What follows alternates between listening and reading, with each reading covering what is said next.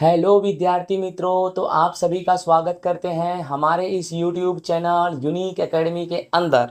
तो विद्यार्थी मित्रों, आज हम कक्षा 9 विषय विज्ञान एनसीईआरटी बोर्ड का चैप्टर नंबर 1, जिसका नाम है हमारे आसपास के पदार्थ, इस चैप्टर के बारे में हम समझेंगे।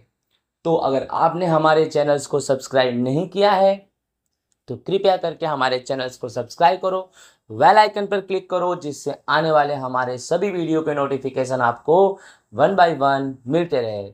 याद रखो, हमारा ये चैनल हिंदी माध्यम के लिए एक सर्वश्रेष्ठ चैनल है जो आपको हर एक तरह से मददगार होगा। स्टार्ट करते हैं। चैप्टर का नाम ही है हमारे आसपास के पदार्थ। तो सबसे पहले हम पदार्थ के बारे में पढ़ेंगे। पदार्थ को द्रव्य कहते हैं। द्रव्य, द्रव नहीं, द्रव यानी तो लिक्विड होता है। द्रव्य। विश्व में प्रत्येक वस्तु जिस सामग्री से बनी होती है उसे वैज्ञानिकों ने पदार्थ का नाम दिया। समझ में आया?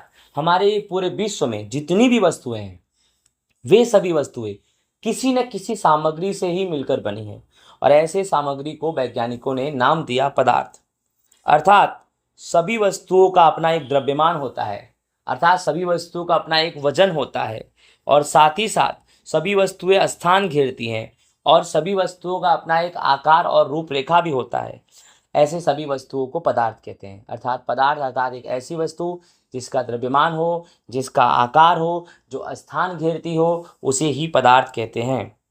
उदाहरण: पत्थर, बादल, तारे, पौधों एवं पशु, रेत का कण, ये सभी पदार्थ ही है, क्योंकि इनका अपना द्रव्यमान है, ये स्थान घेरते हैं, और इनका अपना एक रूपरेखा भी होता है।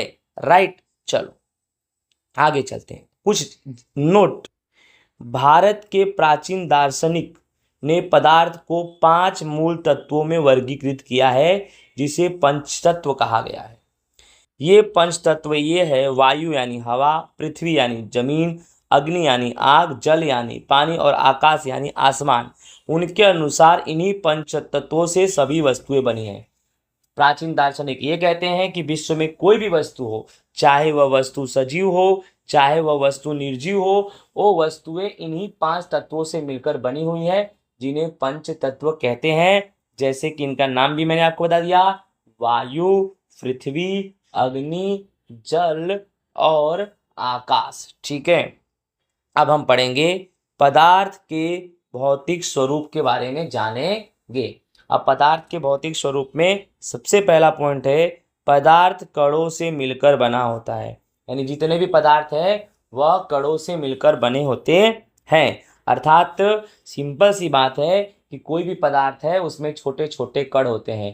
छोटे छोटे कणों के बीच आकर्षण बल होता है, और उन्हीं आकर्षण बल के कारण उनको एक आकार मिलता है, एक रूप मिलता है, एक रेखा मिलती है। उसी को बोलते हैं पदार्थ। ठीक है, पदार्थ की प्रकृति के संबंध में 2 विचारधाराएं प्रचलित थी।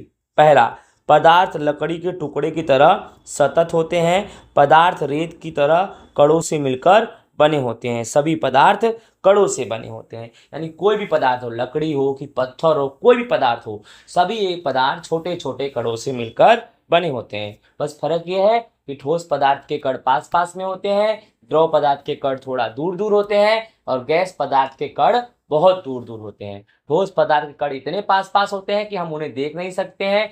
द्रव पदार्थ के जो कण है, अगर जो बार्बर है जो बाल काटता है, वो पानी का स्प्रे जब करता है ना, तो अंदर तो पानी होता है, स्प्रे करता है तो आपको पदार्थ का एक एक कण दिखाई देता है। और गैस तो आप जानते ही हो, उसके कण इतने दूर होते हैं कि परफ्यूम अगर एक बार मारो तो आजू बाजू में फैल जाता है। ठीक है, उसके बाद पदार्थ के ये कण बहुत ही छोटे होते हैं।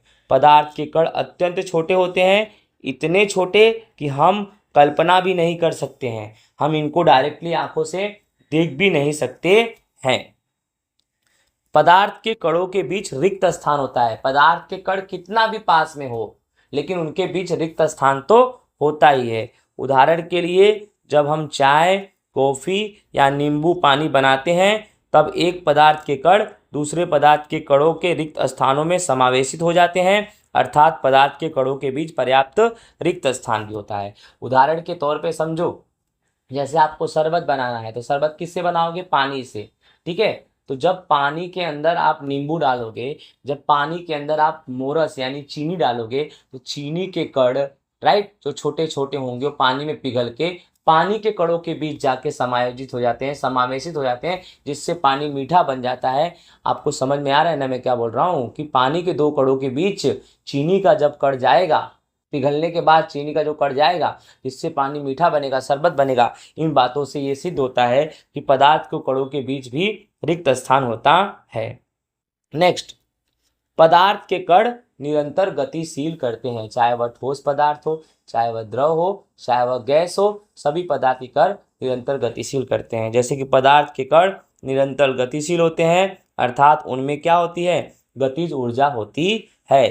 तापमान बढ़ने से कणों की गति तेज हो जाती है, इसीलिए हम कह सकते हैं कि तापमान बढ़ने से कणों की गतिज ऊर्जा भी बढ़ जाती है। पदार्थ के कण निरंतर गतिशील होते हैं, ठोस पदार्थ के कम गतिशील होते हैं, द्रव के ज़्यादा होते हैं, गैस के तो बहुत ही ज़्यादा होते हैं, राइट। और ये पदार्थ के जो कण हैं ये अपने गतिज अवस्था में तब आएंगे जब इन्हें हम तापमान देंगे। जैसे बर्फ ठोस होता है, बर्फ को गर्म करेंगे तो बर्फ के कण गतिशील अवस्था में आ जाएंगे, जिससे बर्फ क्या बन जाएगा? पानी। अब हम पानी को भी गर्म करेंगे तो पानी के कण भी गतिज अवस्था में आ जाएंगे, जिससे पानी क्या बन जाएगा? वाष्प। उसके बाद भी अगर गर्म करोगे तो वाष्प के कण गैस स्वरूप के होते हैं और वह यहाँ वहाँ पूरी तरह से गायब हो जाएंगे, ठीक है। अब इसी में एक टॉपिक है विसरण। विसरण क्या है जानो। दो या दो से अधिक पदार्थ का स्वतः एक दूसरे से मिलकर समांगी मिश्रण बन जाना, अर्थात विसरण। विसरण का मतलब है समांगी मिश्रण। जब दो या दो से अधिक पदार्थ आपस में संपूर्ण रूप से मिल जाते हैं, राइट, उसी को हम विसरण कहते हैं। पदार्थ के कण एक दूसरे को आकर्षित भी करते हैं। ठोस पदार्थ के कण ज़्यादा आकर्षित करते हैं, द्रव पदार्थ के कम और गैस पदार्थ के बहुत कम। तो पदार्थ के कणों के बीच एक बल कार्य करता है, यह बल कणों को एक साथ रखता है। इस आकर्षण बल का सामर्थ्य प्रत्येक पदार्थ में अलग अलग होता है। समझ में आया? आपको यही लिखने का कि पदार्थ के कण एक दूसरे को आकर्षित करते हैं, ठोस पदार्थ के कण ज़्यादा करते हैं, द्रव पदार्थ का कम और गैस पदार्थ के बहुत कम।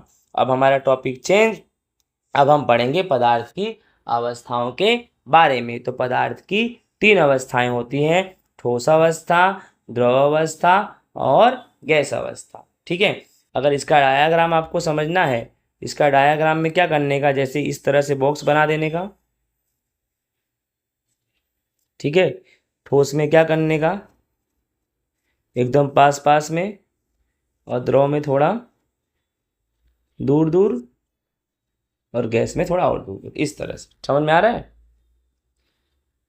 चलो अब सबसे पहले हम ठोस अवस्था के बारे में पढ़ेंगे।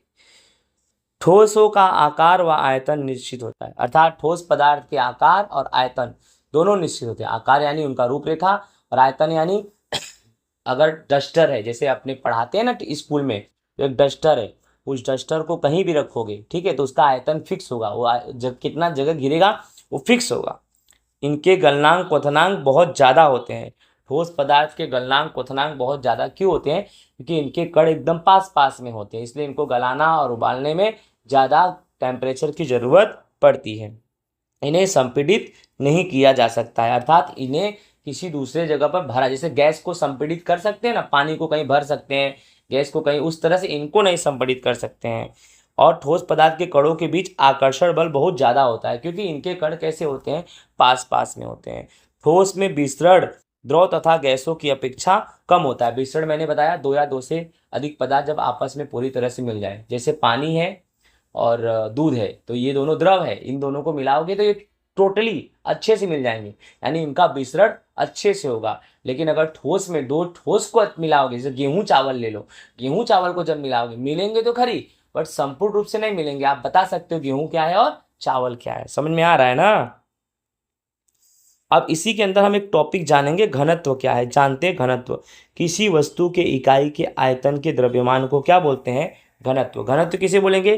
कोई भी वस्तु है, उस वस्तु का इकाई का आयतन कितना है, राइट ना, वो आयतन के द्रव्यमान को ही क्या बोलेंगे, घनत्व। तो घनत्व निकालना हो तो वस्तु के द्रव्यमान को वस्तु के आयतन से भाग दे दोगे तो घनत्व निकलेगा। क्या बोला मैंने, वस्तु के द्रव्यमान को वस्तु के आयतन से भाग दे दोगे तो क्या निकलेगा, तो घनत्व निकलेगा। आई होप आपको अच्छे से ये समझ में आ गया होगा। ओके, घनत्व का मतलब कैसा है कि जैसे द्रव्यमान यानी जो वस्तु का जो मास है, द्रव्यमान का मतलब क्या होता है, मास, यानी वस्तु का जो मास है, राइट, उसके आयतन से उसको क्या कर देंगे, भाग दे देंगे। आयतन यानी जगह, कितना जगह घेर रहा है, ठीक है।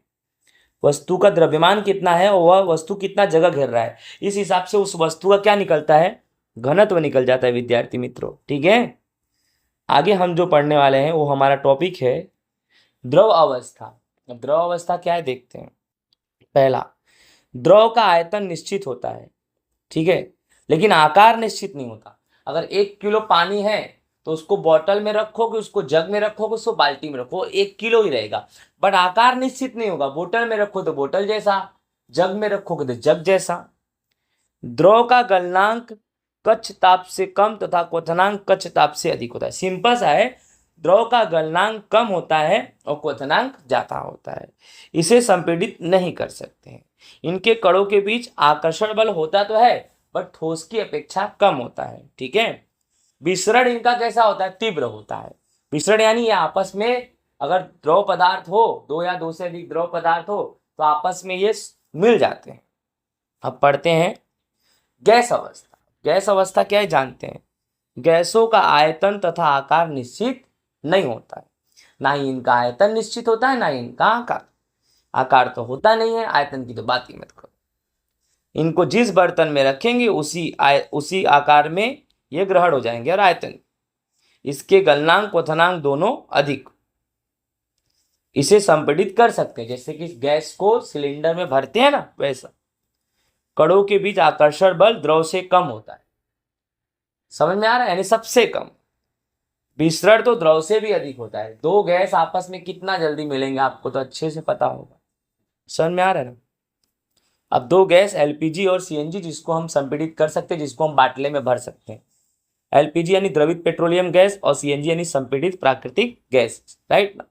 जैसे एलपीजी मतलब लिक्विफाइड पेट्रोलियम गैस और सीएनजी मतलब कंप्रेस्ड नेचुरल गैस, ठीक है।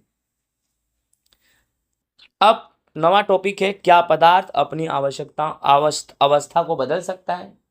तो बिल्कुल, जल पदार्थ की तीनों अवस्थाओं में होगा, यानी पदार्थ अपनी अवस्था को बदल सकता है।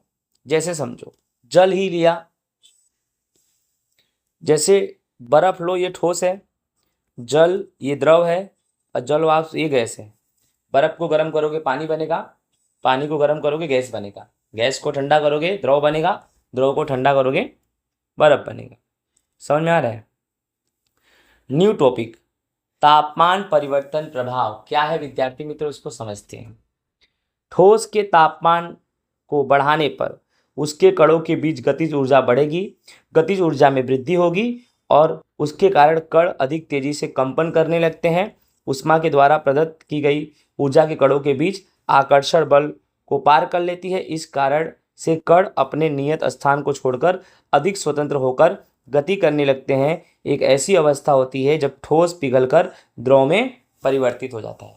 सिंपल सी बात है, ठोस को गर्म करोगे तो ठोस के जो कण हैं गतिज ऊर्जा में आएंगे और गतिज ऊर्जा करने लगेंगे और गर्मी मिलने से उनकी गतिज ऊर्जा के बीच कंपन होने लगेगा और उनकी गति इतनी ज़्यादा बढ़ जाएगी, वह कण इतने अधिक स्वतंत्र हो जाएंगे कि ठोस पदार्थ द्रव में बदल जाता है।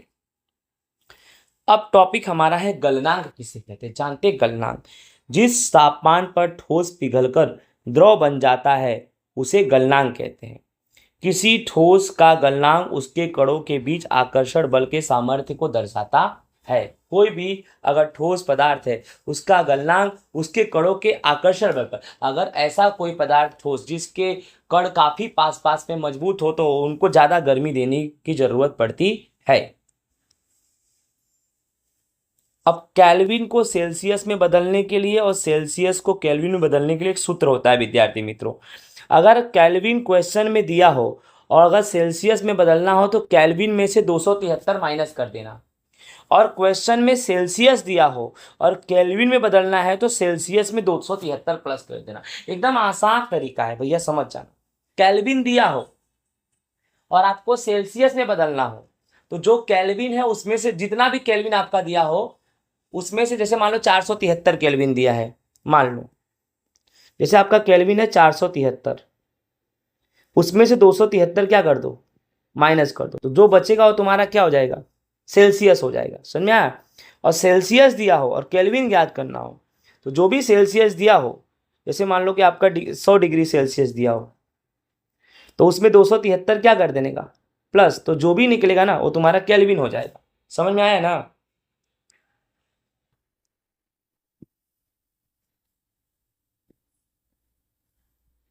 नेक्स्ट टॉपिक, दाब परिवर्तन का प्रभाव जानते हैं। यदि किसी सिलेंडर में गैस भरी हो तथा उस पर दाब आरोपित किया जाए तब गैस के कणों के बीच की दूरी कम हो जाएगी। अतः दाब परिवर्तित करने पर पदार्थ के कणों को समीप लाया जा सकता। समझो, अगर कोई सिलेंडर है गैस का और उसके अंदर गैस भरा हो, क्या भरा हो, गैस, और उस पर और दाब लगाओगे तो जो गैस के कण है ना उनके बीच की दूरी अभी ज़्यादा है, और जब दाब लगाओगे तो गैस के कण की दूरी क्या हो जाएगी, कम हो जाएगी। अर्थात दाब परिवर्तन से हम पदार्थ के कणों के बीच की दूरी को बढ़ा भी सकते हैं और घटा भी सकते हैं। उदाहरण, ठोस कार्बन डाइऑक्साइड यानी सूखा बर्फ पर दाब को एक वायुमंडलीय करके वह द्रव अवस्था में आए बिना सीधे गैस में बदल सकती है। यानी कार्बन डाइऑक्साइड ठोस यानी सूखा बर्फ जो कार्बन डाइऑक्साइड है उस पर एक वायुमंडलीय दाब प्रेशर अगर करते हो तो वह द्रव में आए बिना डायरेक्टली किस में बदल जाएगी, गैस में। यही कारण है कि ठोस कार्बन डाइऑक्साइड को शुष्क बर्फ कहते हैं, इसीलिए इसे शुष्क बर्फ कहते हैं, क्योंकि इसको डायरेक्टली दाब परिवर्तन के प्रभाव से द्रव में आएगा नहीं, डायरेक्टली किस में बदल जाएगा, गैस में बदल जाएगा। समझ में आ रहा है? नेक्स्ट टॉपिक हमारा ऊर्ध्वपातन अर्थात क्या। ऊर्ध्वपातन एक ऐसा पदार्थ, ऊर्ध्वपातन अर्थात ऐसा पदार्थ जिसको हम गर्म करेंगे ना तो द्रव अवस्था में परिवर्तित हुए बिना डायरेक्टली ठोस अवस्था या गैस अवस्था में बदल जाए, उसे ऊर्ध्वपातन। यानी द्रव अवस्था में परिवर्तित हुए बिना ठोस अवस्था में, जैसे कि कपूर, कपूर है ना, कपूर जो घर में पूजा वूजा करते हो आप लोग, कपूर से, कपूर, समझ रहे हो? अब कपूर एक ऐसा पदार्थ है ना, कपूर एक ऐसा पदार्थ है जिसे आप गर्म करोगे ना, ठोस होता है, ठोस, गर्म करोगे ना द्रव नहीं, डायरेक्ट गैस में बदल जाएगा। समझ में आ रहा है? अब टॉपिक हमारा वाष्पीकरण क्या है। क्वथनांक से कम तापमान पर द्रव के वाष्प में बदलने की प्रक्रिया को वाष्पीकरण है। यानी कोई भी पदार्थ को जब हम गर्म करते हैं और वह पदार्थ वाष्प में बदले तो उस प्रक्रिया को वाष्पीकरण कहते हैं। ठीक है, समझ आ रहा है? नेक्स्ट मोस्ट आईएमपी, वाष्पीकरण को प्रभावित करने वाले कारक कौन कौन से हैं जानते हैं। अब समझते, ताप वृद्धि, सतह का क्षेत्रफल, आर्द्रता में कमी। ताप वृद्धि मतलब अगर ताप में वृद्धि होगी, तापमान में वृद्धि हुई तो समझ जाओ वाष्पीकरण ज्यादा होने लगेगा, राइट। सतह के क्षेत्रफल में वृद्धि हुई तो वाष्पीकरण ज्यादा होगा। आर्द्रता में कमी हुई तो वाष्पीकरण ज्यादा होगा। आर्द्रता अधिक होगी तो वाष्पन की दर कम होगी। सिंपल सी बात, तापमान में वृद्धि, समझो मेरी बात। अगर तापमान बढ़ेगा तो वाष्पीकरण में वृद्धि होगी, क्योंकि तापमान से गर्मी ज्यादा लगेगी और गर्मी से पदार्थ के कणों के बीच गतिज ऊर्जा ज्यादा होगा और गतिज ऊर्जा ज्यादा होगा तो वो गर्म होंगे और वाष्प बन के उड़ेंगे। समझ में आ रहा है? सतह का क्षेत्रफल, अब समझो कि एक ग्लास में पानी रखो और एक प्लेट में पानी रखो तो वाष्पीकरण ज्यादा किसका होगा, ग्लास में रखे पानी का, तो प्लेट में। तो प्लेट में ग्लास का पानी जो है ना एकदम कुएं की तरह है भैया, ऊपर से गर्मी उसको धीरे धीरे गर्म करके अंदर जाएगा, और प्लेट का पानी फैला हुआ है। समझ में आ रहा है ना, एकदम फैला हुआ है, वो पानी जल्दी गर्म होगा, उसका वाष्पीकरण ज्यादा होगा। यानी सतह का क्षेत्रफल ज्यादा होगा तो वाष्पीकरण ज्यादा होगा, कम होगा तो कम। आर्द्रता में कमी, आर्द्रता यानी नमी, नमी में अगर कमी होगी तो वाष्पीकरण की प्रक्रिया अधिक होगी और ज्यादा होगा तो कम होगा। समझ में आया ना? नेक्स्ट, वाष्पीकरण के कारण शीतलता कैसे होती है ये भी जानो। वाष्पीकरण के दौरान जो ऊर्जा कम होती है उसे प्राप्त करने के लिए द्रव के कण आसपास में ऊर्जा अवशोषित कर लेते हैं। इस तरह आसपास से ऊर्जा अवशोषित होने से शीतलता रहती है। ध्यान समझना, वाष्पीकरण से ठंडापन कैसे रहता है। जब वाष्पीकरण होगा तो ऊर्जा क्या होगी, कम होगी, और उसे प्राप्त करने के लिए जो द्रव के कण होंगे तो वे आसपास की जो ऊर्जा है उसे क्या कर लेंगे, ऑब्जर्व कर लेंगे, गर्मी को ऑब्जर्व कर लेंगे, जिससे आसपास की जगह पे कैसा होता है, ठंडापन लगता है। गर्मियों में हमें सूती कपड़े पहनने चाहिए। क्यों? क्योंकि इनके द्वारा पसीने का अधिक अवशोषण होता है और जो वायुमंडल में आसानी से वाष्पीकृत हो जाता है। तो गर्मी में सूती कपड़े पहनोगे तो सूती कपड़ा कैसा होगा, तो उसमें पोर्स, छिद्र ज्यादा होते हैं। सूती कपड़े में पोर्स यानी छिद्र ज्यादा होते हैं। अगर आपको पसीना हो रहा है तो वह पसीने को सूती कपड़ा सोखता है, और जो बाहर की गर्मी सूती कपड़े पे लगेगी तो गर्मी के जो गर्मी है, प्रकाश के कण और सूती कपड़े के कण में, पोर्स में घुसेंगे, जिससे वो कपड़ा का जो पानी अंदर कण में है, वो कपड़े के पोर्स जो है उसके अंदर जो पानी घुसा हुआ है, पानी के कण घुसे हुए, पसीने के कण घुसे हुए, वो वाष्प बन के उड़ जाते हैं और तुरंत के तुरंत कपड़ा भी सूख जाता है। ऐसा लगता है कि गर्मी के मौसम में हमें ठंडी जैसा अनुभव लगता है सूती कपड़े में। हाँ, सूती कपड़े में, इसलिए हमें ठंडी जैसा मतलब उतना ठंडी नहीं लगेगा, बट दूसरे कपड़ों की तुलना में तो सही रहेगा। इसीलिए हमें गर्मी में सूती कपड़े पहनने चाहिए। ठीक इसी प्रकार से कहानी है कि मटके में जो पानी होता है गर्मी के मौसम में ठंडा रहता है। क्यों? क्योंकि जब मटके में पानी डालते हैं तो मटके के अंदर भी छोटे छोटे छिद्र, पोर्स होते हैं, और पानी उस पोर्स में, छिद्र में घुस जाते हैं, और जब गर्मी लगती है तो गर्मी के जो प्रकाश के कण है उसके अंदर घुसेंगे, जिससे उसका वाष्पीकरण हो जाएगा और वह कण बाहर निकलेगा और आसपास की जो गर्मी है सबको ऑब्जर्व करके बाहर उड़ जाएगा वाष्प बन के। तो आसपास का एरिया कैसा रहता है, ठंडा रहता है, जिससे मटके के अंदर का पानी भी ठंडा रहता है।